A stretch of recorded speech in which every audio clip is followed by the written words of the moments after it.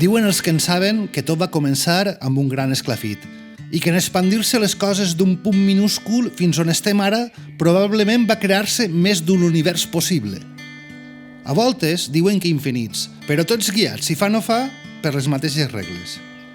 En un d'ells, que no tinc massa clar si és el nostre o un que se li assembla molt, hi va viure farà cosa de 100 anys un dolçainer il·lustre.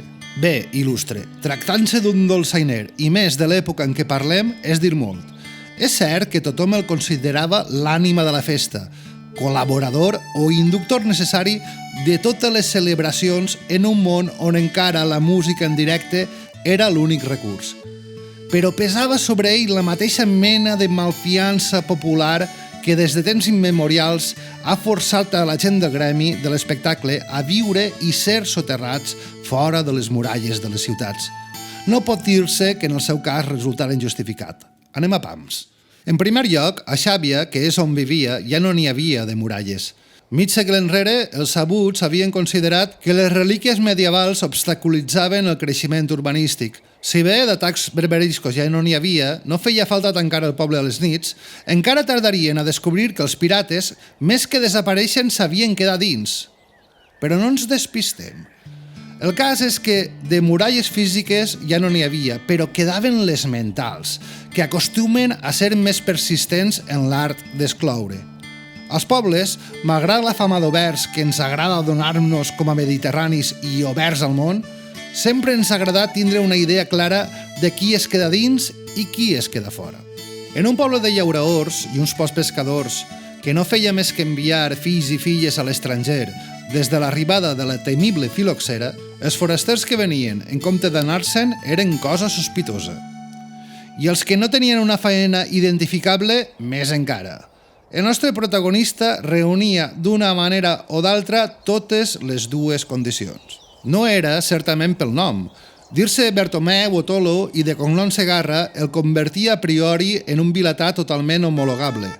Portava el nom de l'avi patern, que, com en el cas de tants altres barons del poble, coincidia amb el sant titular de la parròquia, això és, Sant Bertomeu.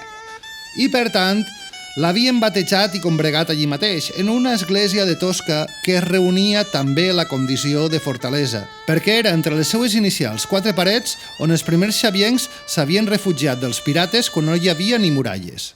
Existia, però, una forta particularitat local que marcaria molt la vida del nostre protagonista.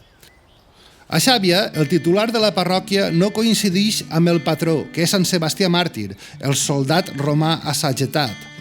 Però per posar-ho encara més difícil, cap dels dos és tampoc el protagonista de les festes majors. Fora de les muralles existeixen, si fa no fa, des de la mateixa època de l'Església, una sèrie d'ermites disperses pel terme. I si bé nominalment estan dedicades a diversos sants i advocacions marianes, els seus emplaçaments i elements, turons, empoblats preromans, fonts antigues, fa pensar que arrelen més profundes en la història que la pròpia religió catòlica. En dues d'aquestes ermites se celebren des d'antic festivitats vinculades als solsticis i a la fertilitat. Al Pujol de Santa Llúcia, pels volts del solstici d'hivern, i al més modest Pujol de Sant Joan, on ara es troba el cementeri vell, una de vinculada al solstici d'estiu. Allà davant l'ermita, s'hi celebrava cada mes de juny un porrat presidit per la presència del foc. Es cremaven els trastos vells, es torraven faves, carxofes i més fruits de temporada, i sobretot es ballava i saltava abillats amb corones d'herba de vidriella, demanant al foc i al sant per la fertilitat de les collites i les parelles per vindre.